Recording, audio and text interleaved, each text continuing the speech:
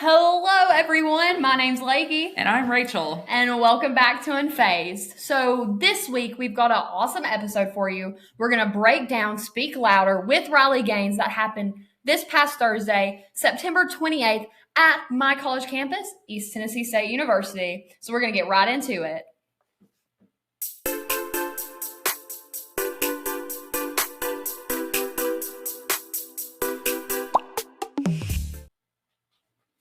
All right, so we kind of just want to explain to you the process that it actually takes to get a speaker like Riley Gaines, which was a little bit different. Lake and I have both planned events with Turning Point USA at ETSU before, and so we have a lot of experience, but we're just going to kind of break it down. So first of all, the Leadership Institute, which is a great organization, has the Riley Gaines Center at the Leadership Institute.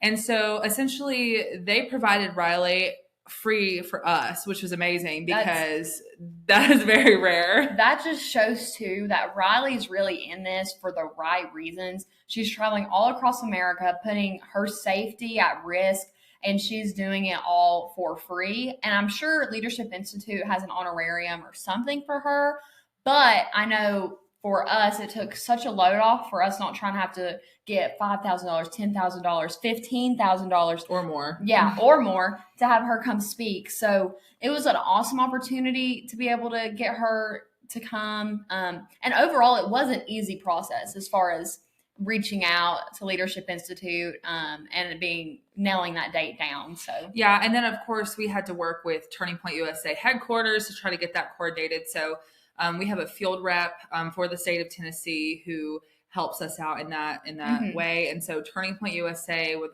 I believe they were the ones that did the actual registration for the tickets for the event. So a lot of different moving parts, but normally when you get a speaker, you are doing all of the reaching out, you are doing all of the funding. Now we get grants for different things, which is helpful, but it's a lot more stressful when you've got to come up with a significant amount of money to try to bring somebody. So we really just appreciate that especially not having to worry about getting the money. That was extremely helpful. And again, I think just speaks to where Riley's at, where the Leadership Institute's at as well. Yeah. And I really think too, looking at it, it was so awesome being able to have somebody who is like actively fighting for the movement, the conservative movement, for keep protecting women's sports and keeping women safe. It's different than I would say having just a speaker that you like or something come, because it's like active and so awesome. Because I'm sure she said that she was probably never going to run for office, but I think she will. I guess we'll have to wait and see. Yeah, we'll have to wait and see. It'll be interesting. I wouldn't be upset about it.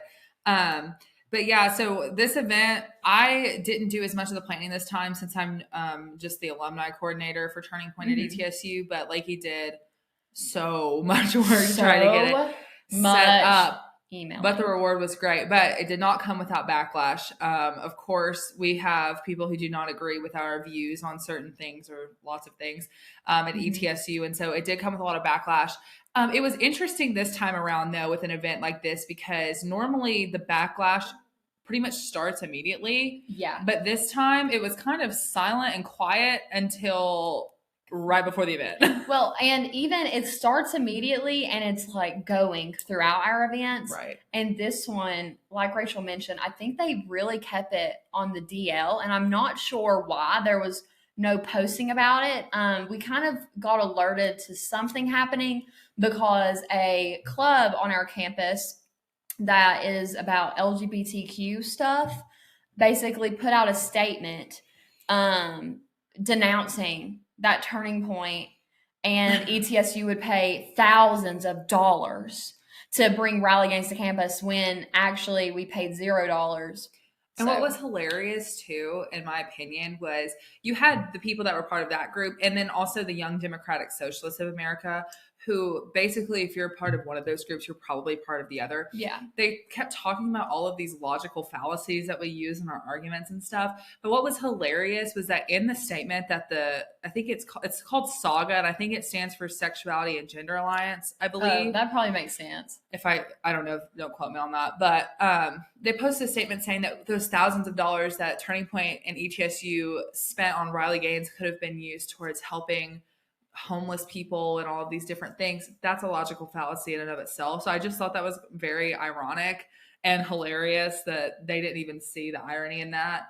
And clearly it's like we don't necessarily go around and say, oh, we've done all of these things for charity, but I mean, we've done multiple like fundraising drives and donation drives for like Isaiah 117, different things like that. So we do give back to the community because we believe that it's our personal responsibility to do so, not the government's. Yeah. But I just found that really, I mean, it was ironic, but it was very funny. Yeah, what I think is really probably the funniest thing of all is these people will post and post and post and post and post, but they will never actually show up.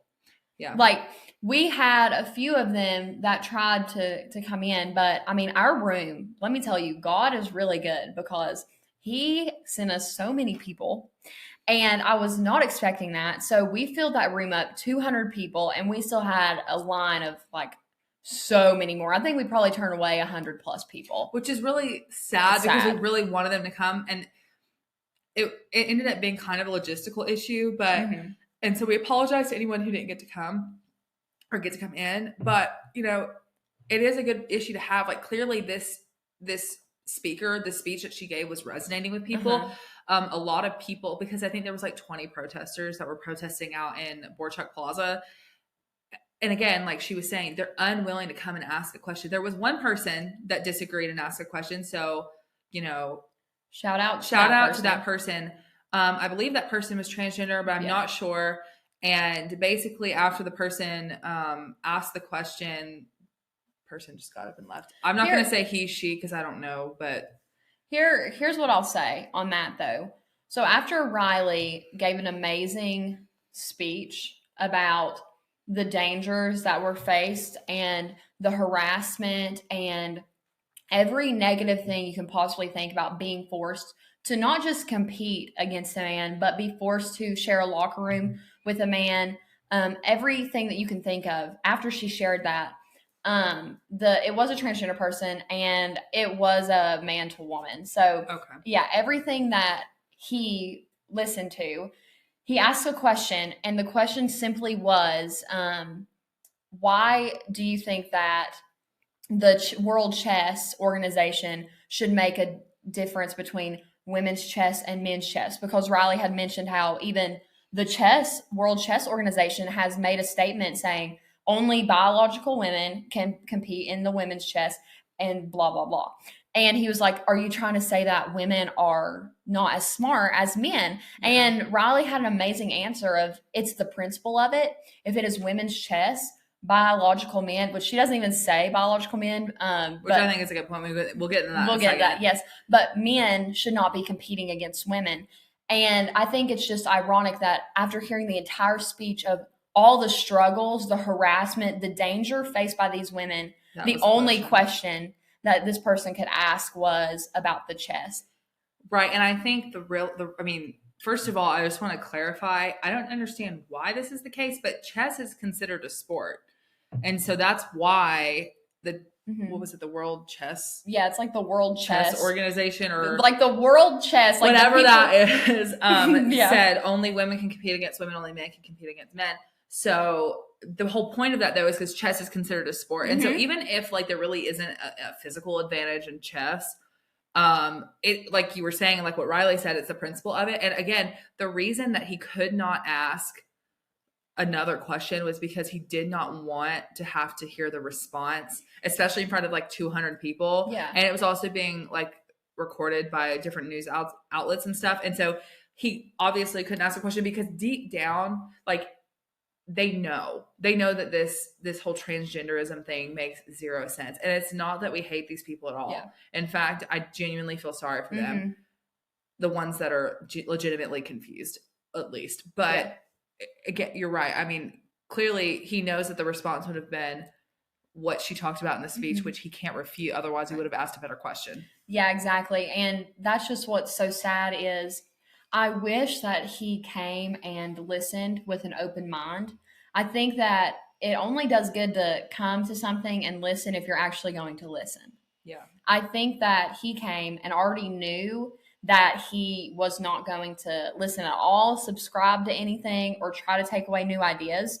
He knew his goal was to come and be combative rather than try to learn something. So if you're going into an event and you have the wrong outlook, you're not going to learn anything from that event if you keep that heart hardened throughout the whole thing. And, ultimately, like Rachel said, I feel sorry for him as well, because I think that it has to be such a sad life to be so confused that you can't even understand one of the easiest things, which is like who you were born as, the gender wise. Yeah, it's really heartbreaking. And the people that push this stuff knowingly, it's evil. Yeah. And what was interesting too is that after the event was over, or maybe it was like during the event, I can't really remember.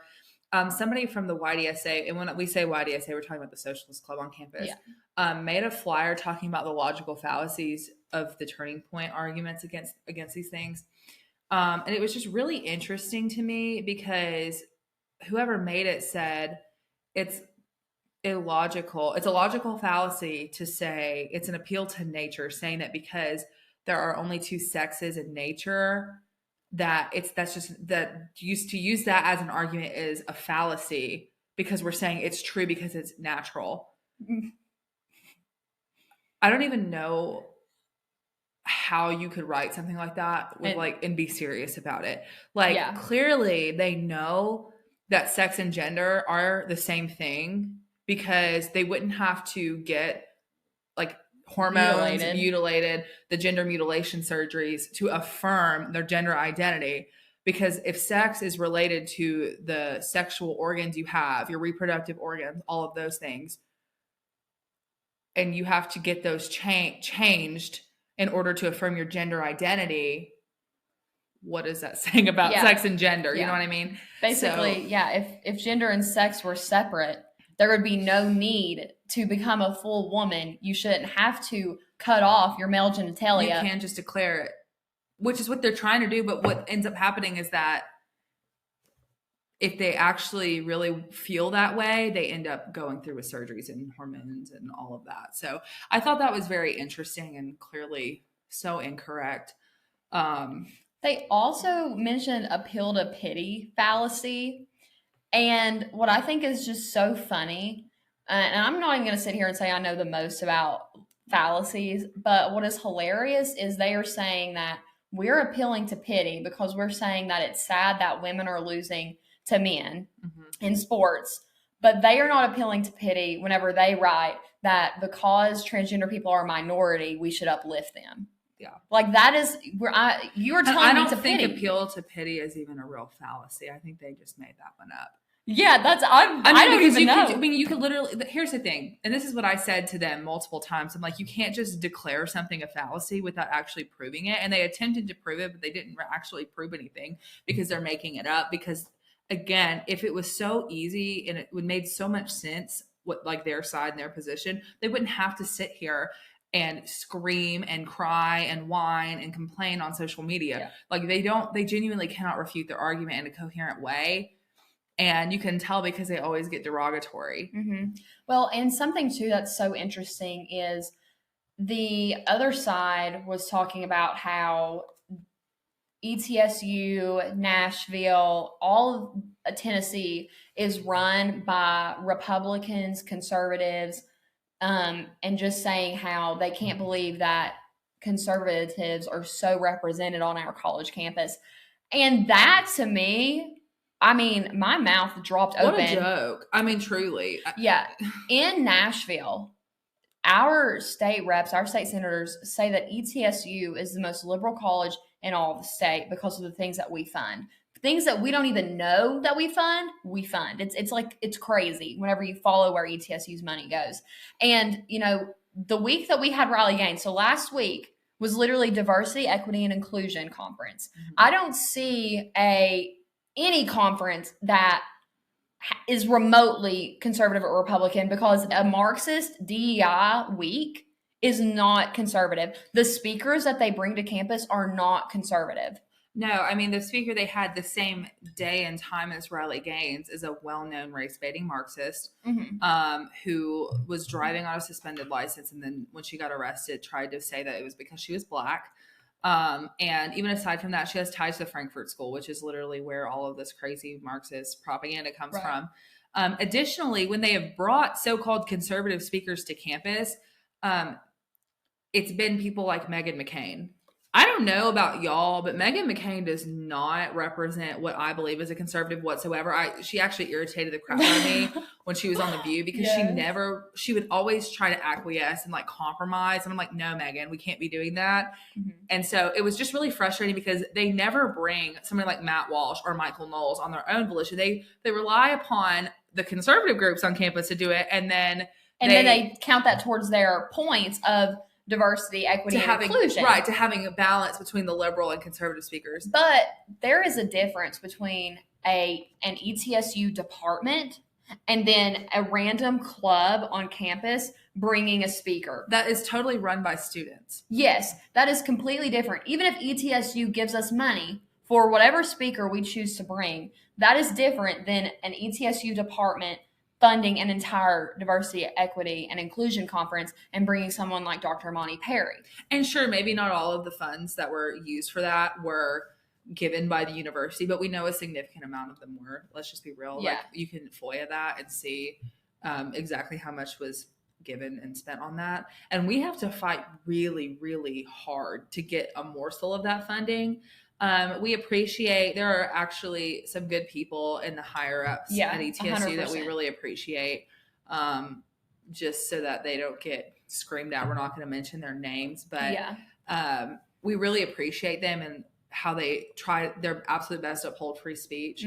But unfortunately, there are a lot of things that they can't control, and there's a lot of things that we can't control. And so it was just laughable. And the other thing too is there's a Pride Center, a Women and Gender Center, a Diversity, Equity, Inclusion Office, a Multicultural Center. What do conservatives have on campus? Women and Gender Studies. Women and Gender Studies. What do the conservatives have on campus? Oh, Turning Point USA, Students for Life, and the Conservative Coalition, which are all student run. So if we can't find people to carry the torch after we're all gone, somebody's going to have to, at some point down the line, start it up again. We don't get the funding. I know Students for Life doesn't get any funding, even from Students for Life, much less from the university. I mean, they can try to get some, but it's just difficult. And here's what I'll say, too. I really pushed hard, passed out so many Riley Gaines flyers.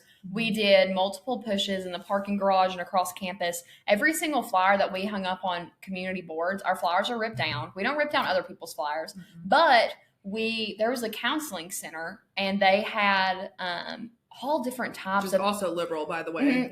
All different types of LGBTQ events, flyers, everything about it. So I'm like, okay, I'm going to leave a couple flyers here for the counseling center since they have all of these things.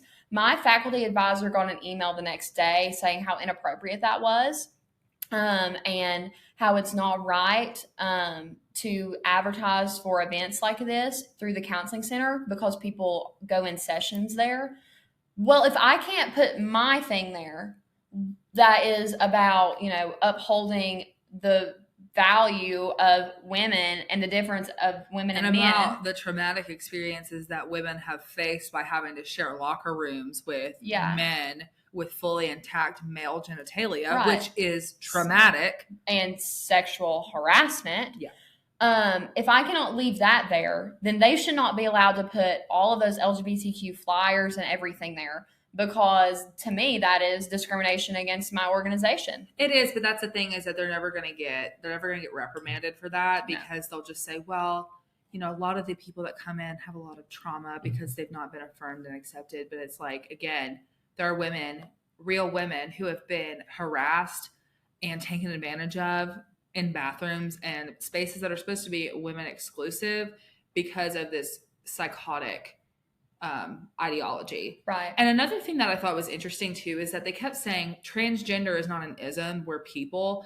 And the reason they do this on purpose because they want it to seem like we're trying to dehumanize them. Mm-hmm. In reality, that's not the case at all. There is a difference between a person that says that they're transgender and ideology, like transgender ideology. So when we say transgenderism or transgender ideology, we're talking about the ideology that pushes that men can become women, women can become men, gender and sex are different, gender is fluid, it's non-binary, it's all of these different things, and that you can just declare that, like I can just declare right now that I'm a man, and if you don't call me he, him, then you're oppressing me and you need to be fired or whatever. So that's what we're talking about. And these people don't see it that way because they wrap their entire identity around transgenderism. Right. And being transgender. Well, and to me, that was actually one of my key takeaways from Riley's speech. You know, she said that she had been guilty of this for a very long time, of saying biological men do not have a place in women's sports. But by using that term, biological men, or by her saying, I'm a biological woman, by doing that, you are inadvertently, whether you mean to or not, saying that there is an unbiological middle, something else that you can have. And ever since then, you know, I will say I'm very guilty of saying the words biological before, and I'm training myself to never say that again because I didn't really think about it like that until she said that.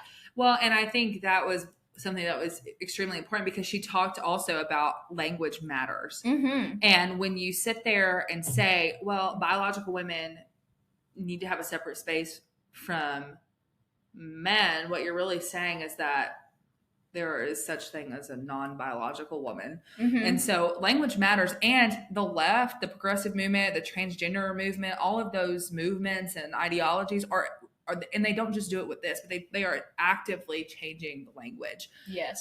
They can never answer the question by Matt Walsh, what is a woman? Because it's a circular definition. They say a woman is anyone who identifies as a woman. Well, what is that? What's what? A woman? Oh, it's anyone who identifies as a woman.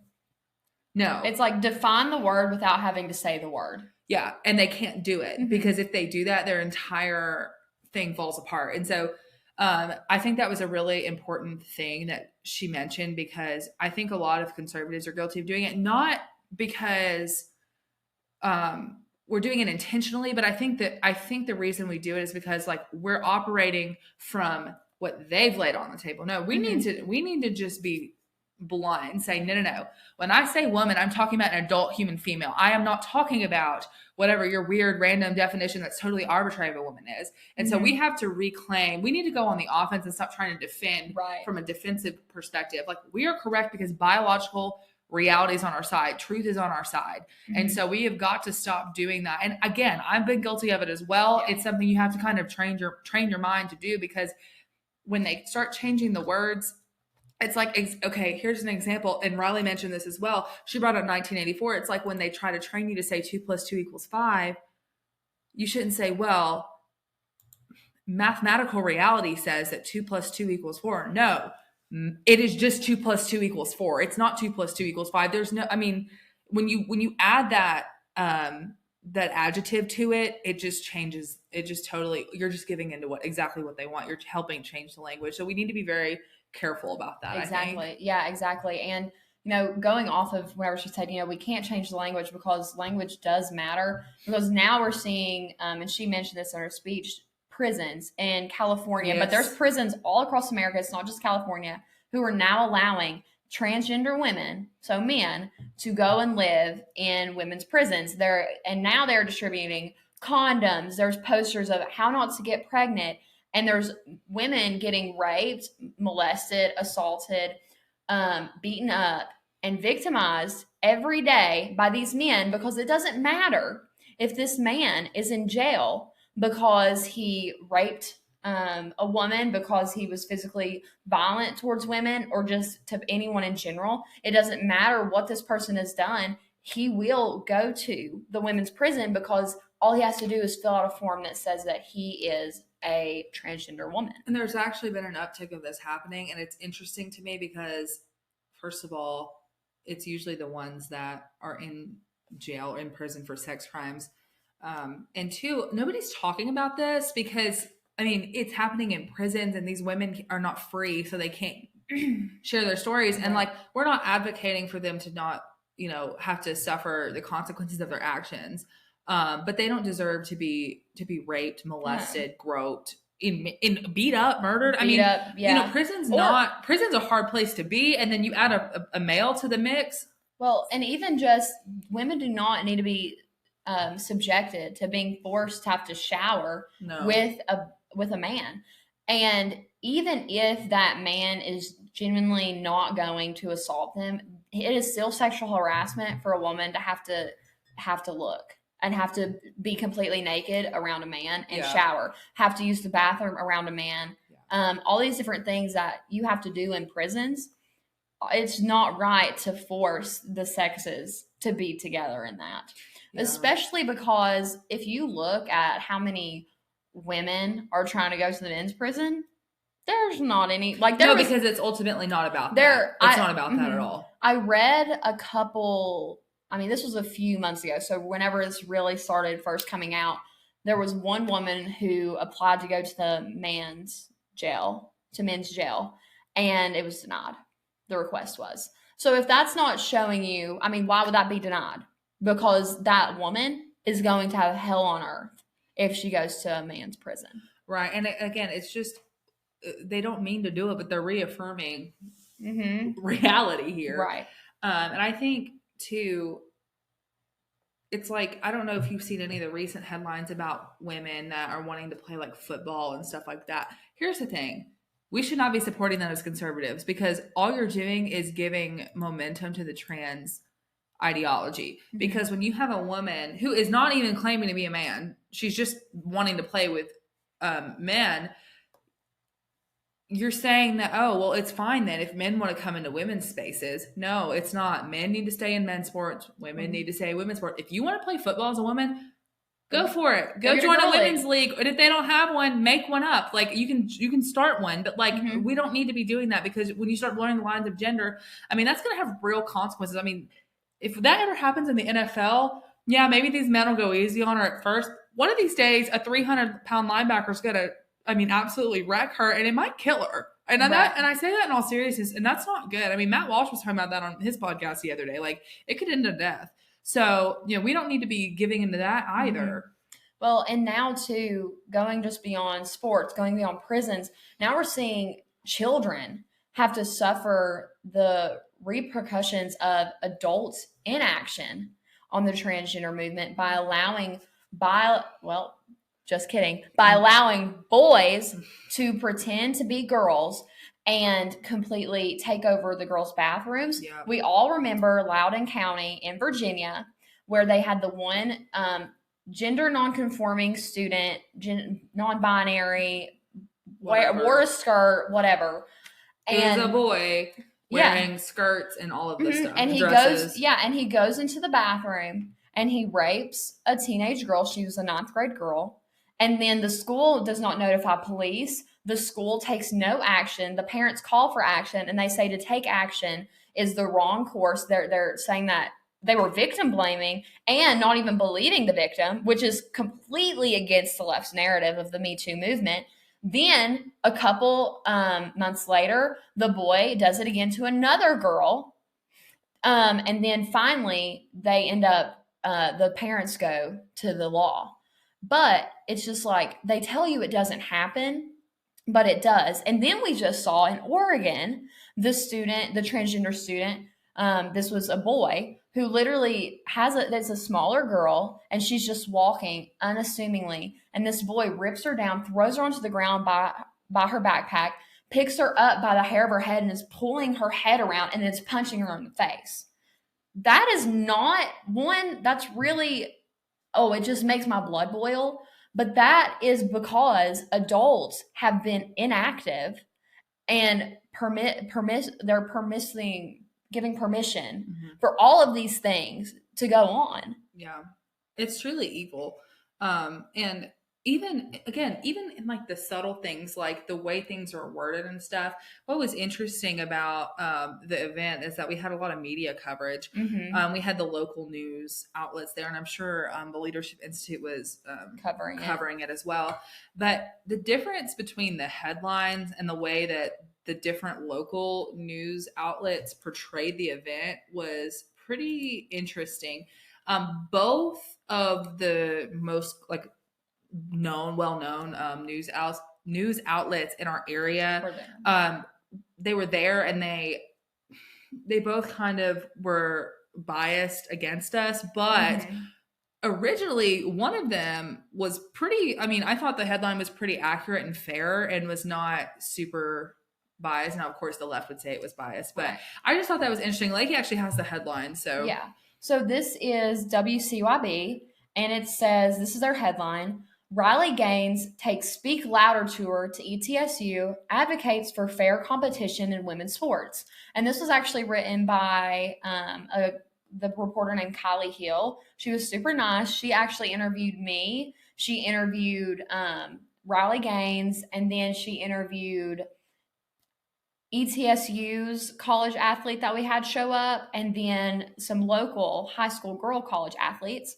And she had a very good, like, overall article that showed, you know, the positive scopes of everything. Yeah. But whenever we play the video and what we watched on the news, they didn't say Riley Gaines advocates for fair competition in women's sports. On the news, they said that Riley Gaines advocates for the exclusion of transgender women in sports. And there's a huge difference. Nobody is saying that transgender people can't compete in sports, but they need to compete in their own sexes, genders, sport. Right. So, and that also includes, like Riley mentioned in her speech, like if there's a woman who wants to be a man, there's only so much testosterone that she's allowed to take before it's considered a performance enhancing drug.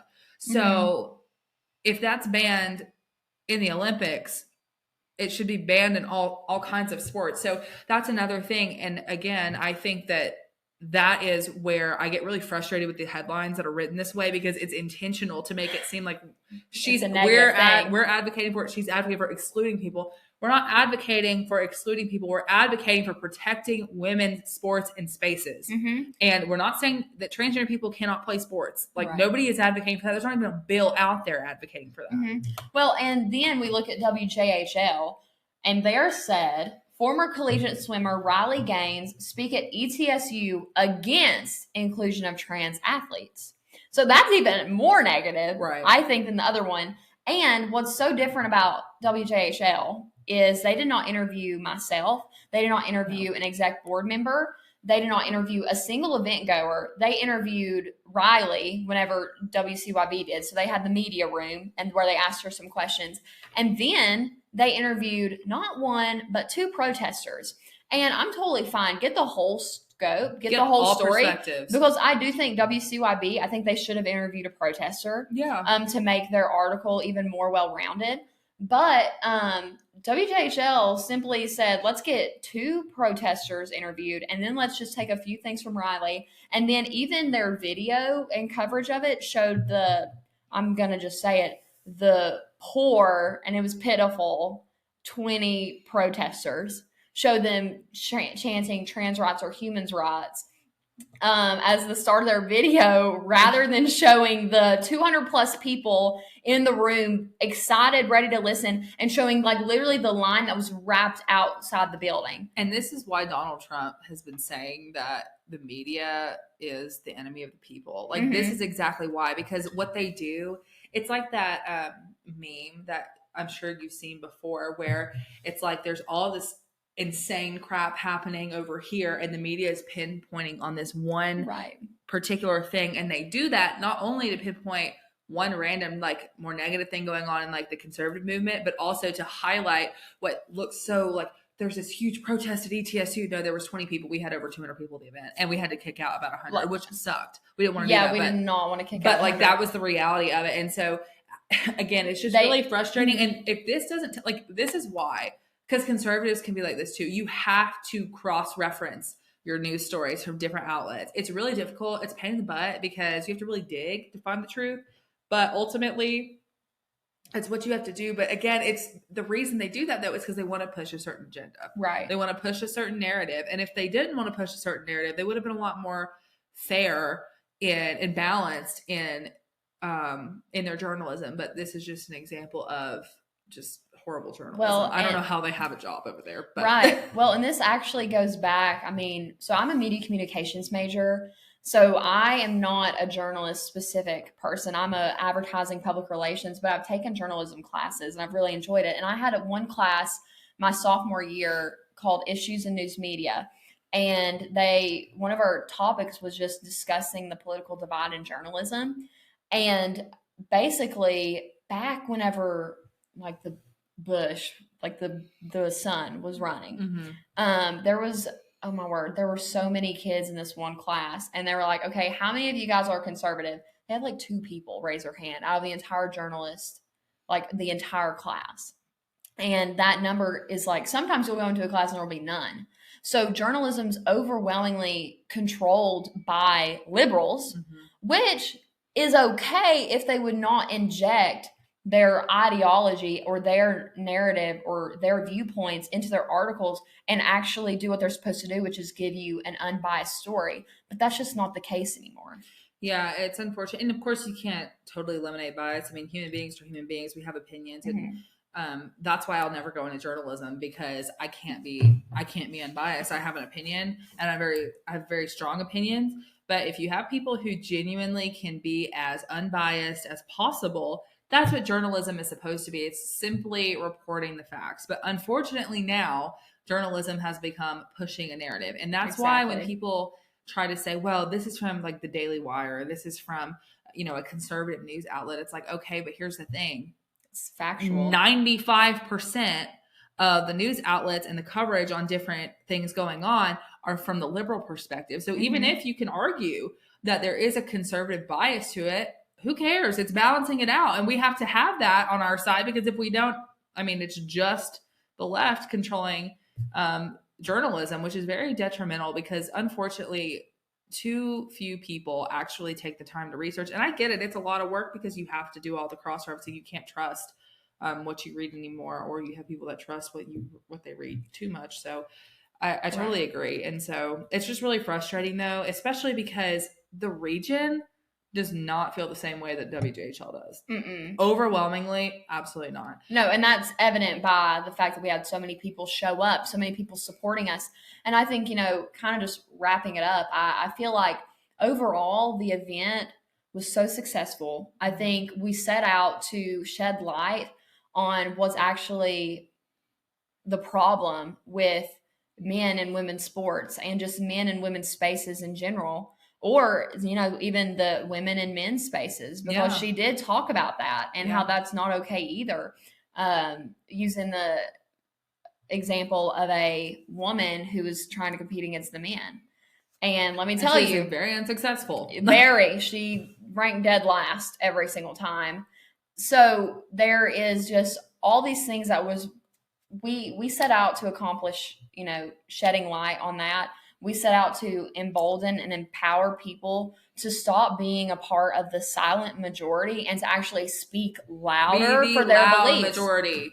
Yeah, and I think that we did that. And I think lots of young people left excited, they left happy, and they left ready to defend their beliefs. Yeah, I mean, ultimately, that's why we do what we do. I mean, we take a lot of arrows so that other people can come behind us and say what everybody else is thinking. We just have to be more bold and blunt so that we can give people the courage to do it. But have the courage to be disliked. I have that sticker. You can't really see it. It's like right here. But have the courage to be disliked. It's one of my favorite little quotes, because it's like, you're never going to please everyone. Stop trying to. And ultimately, like, the things I get called, the threats that we get they don't ever do anything. And even if they were to, it's like, whatever. Like, I mean, it's not whatever, but you know what I'm saying? Well, like, it's worth it. And ultimately, somebody's going to have to do it. So it might as well be you. And you don't want to have to tell your children that you were too scared to speak up. Well, exactly. And, going back to just doing your own research and stuff like that, if it's easy, you're probably doing the wrong thing. So whether that be just like multi-source your news, or if you're just going through life and and it's easy, then you're doing something wrong. Because as a Christian, we have to be uncomfortable in our walk. We have to be doing things that are actually going out on a limb for God. Because let me tell you, if you go out on a limb for God, he is going to go out on a limb for you. And that may look different for everybody, because there are people who have went out on a limb for God and bad things have happened to them. But at the end of the day, what is the Bible verse where it's like to count it all joy? Oh, it's James. Yeah, literally, this verse is consider it all joy. Yeah, and that's the thing though, is like, even if we are persecuted, to be persecuted for Christ, I mean, that's the ultimate honor. And so, I mean, and I love Galatians 1:10, because it's like, essentially, to summarize, go look it up. It's saying, like, am I trying to please man, or am I trying to please God? Because if I'm trying to please God, then I'm not going to be pleasing man, and I wouldn't be a servant of Christ. So I think that's a really important quote, because it's like, ultimately, we're not going to please everyone. And it's not like I'm intentionally trying to offend people, but you know what? The most offensive thing you can say to somebody is the gospel. Yeah, because it's the truth. Because it's the truth. So, to speak out against, transgenderism, to speak out against abortion, all of those things that are really difficult to speak out about, by the way. Like, we're not saying it's not. It's definitely hard. What's more offensive, that or sharing the gospel? And so it's like, we have to do both. We're called to do both. Exactly. And so that's just kind of what every time we have this podcast, I just want to encourage you, if you don't know where to start, it starts with just having a conversation with your liberal friend, really. And then once you get comfortable doing that, you can maybe go in, and not everybody is called to necessarily have a career in politics or something like that. But again, it's in your everyday life. It's in the everyday interactions that you have. You need to be bold. You need to speak out and tell the truth, because ultimately it's loving to tell the truth. Right, exactly.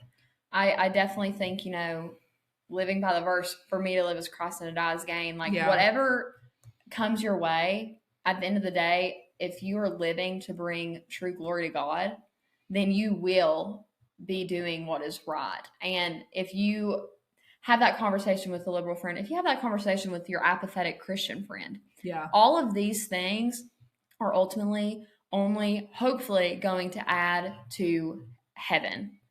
Yeah, and that's all we can hope for. So I think that's all we have for today. We wanted to do a little shorter episode just to talk about the Riley Gaines event, because it was really, really good and really impactful, I think. If you want to support us, please subscribe to our Substack. We actually got our first pledge, which means somebody actually pledged to start subscribing for money. If we ever turn that on, we're not turning that on yet. It is free. Our Substack is free. But if you want to support us, subscribe to our Substack, subscribe to our YouTube, give us a 5-star review, and follow us on Spotify. Also, follow us on Instagram and X, otherwise known as Twitter. We're going to put a link tree in the description of this video and this podcast, so that you can just click it and everything is right there. So we would really appreciate that. If you want to give us suggestions about content or topics you'd like to hear from us, email us at unfazedcommentary@gmail.com. But that's all we have for you today. So as always, live unfazed. Adios. Bye.